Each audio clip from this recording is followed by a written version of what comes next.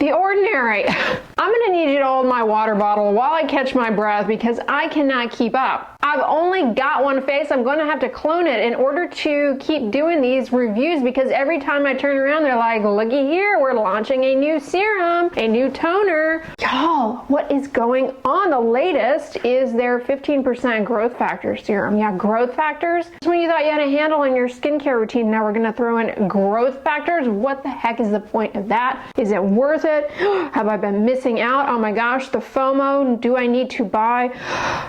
All right, come on over to the resting station. Let's strap on that face mask of oxygen blasting in so we can resuscitate ourselves before we go buying another thing. Growth factors are nothing new in skincare. They have been around for a while. Growth factors are produced in your body. They are a class of proteins that bind to specific receptors on cells to act as messengers to guide a variety of cellular processes like cell division, maturation, growth in the skin. When you get a cut, a wound, or you undergo surgery and the surgeon slices into you, a bunch of growth factors are going to be found right there in the skin, directing traffic, inflammation to come in such a way to clear up the mess and then go away, and then to guide new healthy skin cells to come in and heal things up and to build, you guessed it, everyone's desire, healthy collagen. We all know that with age, we have a decline in collagen quality, quantity. Also with our lifestyle, a lot of sun damage will lead to destruction of collagen through those ultraviolet rays. Women, perimenopause, menopause, we have a decline in estrogen, and with that comes even more loss of collagen, and you guessed it, well, the obvious wrinkles, which, oh my gosh, skin wrinkles? Oh, unthinkable. The easiest way to terrify someone from Gen Z is to tell them it's not a wrinkle on your forehead.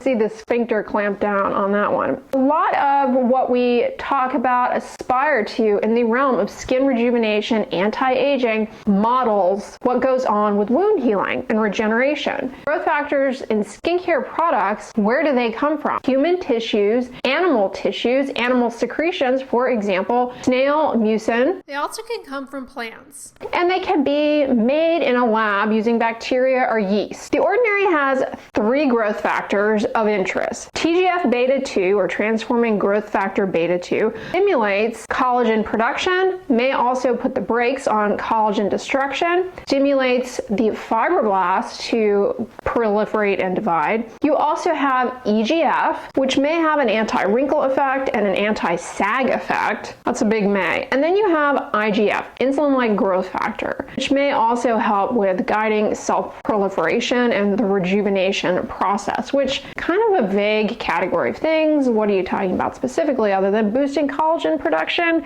Can you boost it too much? We'll get into that. But let's come down to reality, all right? Let's land the balloon, the little hot air balloon, let it deflate. Hey, this is cosmetic, skincare. The quality of research is, we're not going to be curing leukemia with this stuff, all right? That's not the goal. It's just to put on and buy and try and look jazzy. So the studies on topical application of growth factors into the skin, not the most rigorous. Very few actually qualify for even us paying attention to them with any degree of rigor. Not to say that they are useless, but a lot of the research that we have on topical growth factors comes from Allergan, who owns Skin Medica, and they have that TNS serum, which is a growth factor serum. There's a study that they did, put their growth factor serum on twice a day for 60 days, and I'm going to show you some pictures here because it does look pretty good. A good number of them had an improvement in sun damage. They actually took biopsies. To their credit, a lot of times we're just going off of, let's pick the best picture, and yeah, everybody says it looks great. Here they actually took some biopsies, and they did show an increase in collagen in the skin, where you want it to be. So that's cool. I mean, 14 patients,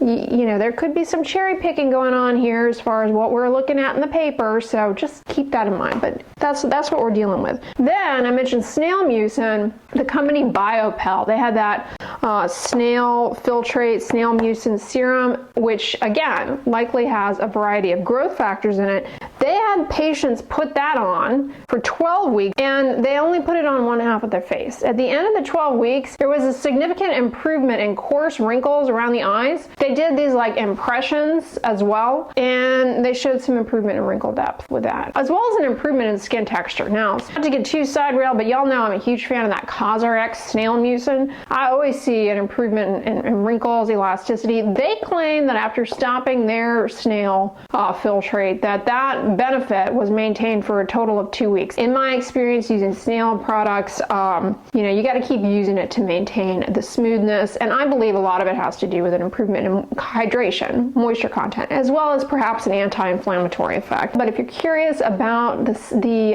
BioPel Snail, I have reviewed that many years ago.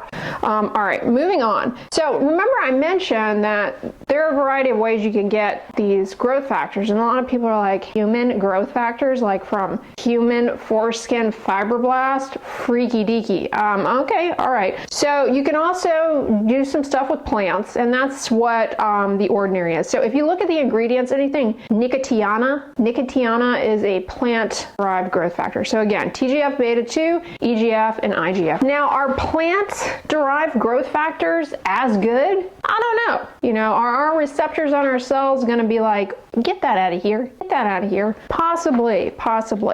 When we're talking about putting proteins in skincare products topically on our skin, a lot of the times doing so does help with moisture retention sort of in the stratum corneum. Always keep that in mind. The plant growth factors, or the growth factors honestly in some of these industry studies, a lot of it could just be an improvement in moisture content. But if we're going to talk like what's the best, again, these are the kind of cosmetic things where they just keep diverting your attention left and right and hope that you don't ask questions. But is plant as good as human? It's not because I'm an idiot and I don't know. It's because we don't have research really rigorously comparing. What might we expect using this Ordinary serum? You might see a decrease in the appearance of fine lines, which, as a reminder, you also can see putting pretty much any skincare product on your face that's going to help with moisture retention, which is 99.9% of all skincare products. Let's be honest. You may get some improvement in wrinkle depth, perhaps via improving collagen production. Perhaps. And you may get a decrease in skin roughness, likely related to moisturizing effect. And in theory, you might even get some improvement in the appearance of age spots if these things do what they allegedly do, above and beyond moisturizing the skin. Here's the issue though. That many have with growth factors is absorption. Do these actually get into the skin? They're pretty large in size. And do they get in and have a true biologic impact? Do they actually get in, bind to the receptors like they're supposed to? Are they even stable? In your body, these growth factors are made in a very controlled fashion. Like, your cells know, for the most part, when to do this and how much and when to put the brakes on things. But if you're just dumping growth factor, you can have, in theory, too much of a good thing. For example, talking about sun damage, you might hit a receptor, in theory, if it even gets in and, binds to stuff, you might hit a receptor on a cell that is a little sneaky snake that would otherwise be cleared out by your immune system, but now it's got this growth factor on it. It's like, I'm going to divide a lot, and guess what? That bad cell might turn into a full-blown skin cancer. There has always been this reservation, like, if these actually work the way you claim they work, then how are they not going to increase skin cancer? Also, TGF-beta2, again, great to boost collagen, but ask anybody who makes keloids and scars, they're going to be like, not all collagen boosting is ideal. So, with this growth factor, that's something that, in theory, could that boost scar formation? Who knows? I'm not saying who knows because I'm an idiot. I'm saying who knows because we don't have these kind of high quality long-term safety studies on these things. We've never seen cases of skin cancers or cancers emerging from use of topical growth factors. We've never seen, sudden onset of scarring, likely because of a few things. Likely because of a disconnect in access. Maybe people who are using these things, they don't necessarily go to the dermatologist. Most people don't. Or most people, their behavior with skincare products, again, because left and right, every day, it's like a new, look at me, look at me. People don't stick with, they don't give it a long enough time to do anything, let alone anything bad. Or are we not seeing these things because they don't happen? Or are we not seeing these things because they don't happen because these things don't do anything? The ordinary growth factor serum, not too expensive, pretty affordable. So it's not like some of these other growth factor serums that are hundreds of dollars, like the Skin Medica one, really expensive. You will find Skin Medica TNS serum users out there who will cut your throat if you take that stuff away from them. So clearly it does something for some people. Is it going to do anything for you? I don't know. And the reason I don't know is not because I'm an idiot. It's because we don't have good data to predict who's going to respond to these things and who's not. Now, I will tell you this. You got to stay consistent with something like this in order to begin to turn a corner and see meaningful change. People who claim, like I saw some things on their website of people who had been sent this serum were like, look at my skin. It's like, well, okay, what did it look like before? And you've been using it a week? Yeah. Pause, pull over to the rest stop, okay, and keep going with it, and then talk to me, because stuff doesn't really happen that quickly. I'm not so sure about this anti-sag. You'll be like, oh yeah, it helps with sagging. Really? You're telling me not only is it going to boost collagen to improve wrinkles, but it's also going to like reposition stuff and rebuild underlying bone and supportive framework that has been lost as a result of the aging process? I am skeptical.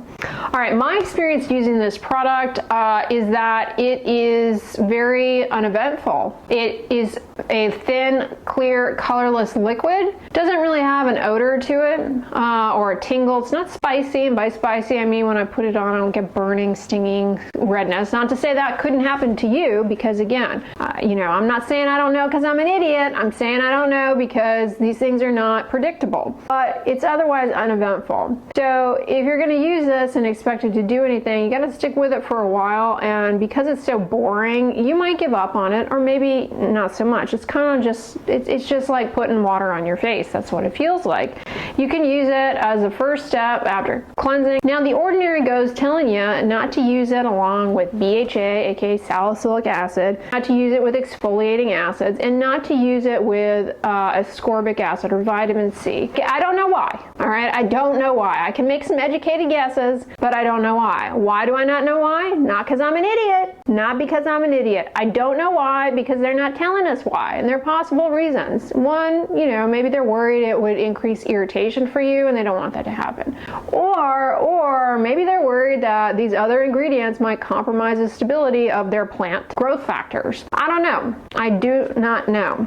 So that's what they warn, and so I would go with that. Filming the video, it hasn't even been edited into a cohesive narrative. There's so much ranting that has already been cut out of this to save your sanity. All right, the other thing I want to point out to you guys is that, in theory, the purpose of using this is to improve collagen production or perhaps limit destruction of existing collagen. It's really operating on a wing and a prayer that the growth factor gets in, binds to the receptor that it needs to, and does what it's claiming to do in that regard. Here's the thing, we already have ingredients that we know can improve collagen production and put the brakes on collagen destruction, and they are in the category of active forms of topical vitamin A.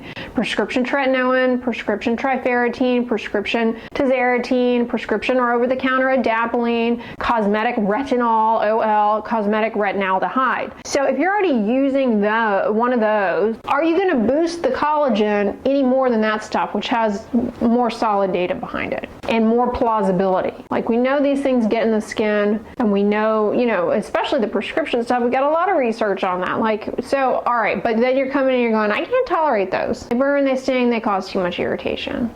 All right. Well, I just can't predict that this is going to do what that does. The other thing I will throw in here is those of you who claim you don't care about sun damage, all right? You still go out and suntan because it feels good, aka opioid release in the skin, and you're not interested in sunscreen because you think it's damaging and toxic, which it's not. If those are your beliefs and patterns and habits, then please do not waste your time on a growth factor serum aiming to boost collagen production. It's like buying a Maserati and filling the tank with water. I mean, what are you even doing? So those are my thoughts on this serum. It's inexpensive. Give it a try if you want to, but don't expect miracles, okay? There's so many gaps in knowledge here. It's like the Swiss cheese effect, and then the gaps start overlapping, and you, all of a sudden you're seeing into Narnia, okay? You got the wardrobe is open and you're going in. Proceed with caution. All right, y'all. Like I said, The Ordinary cannot put the brakes on coming out with news, keeping my head spinning around here. And on the end slide, I'm going to put one of my more recent The Ordinary reviews of one of their newer launches. But stay tuned because, yeah, you guessed it, I'm also going to be reviewing that Wild Multi-Delivery Essence. Stay tuned for that. Stay tuned for that because only time will tell what that train wreck looks like. And you don't want to miss it because a train wreck is the kind of thing that you slow down for, even though you know you shouldn't. You slow down and you look out the window, and in doing so, you cause a wreck yourself. So yeah, let's all be a wreck together. Anyway, guys, if you enjoyed this review, give it a thumbs up, share it with your friends, and as always, don't forget, unscreen and subscribe. I'll talk to you guys tomorrow. Bye.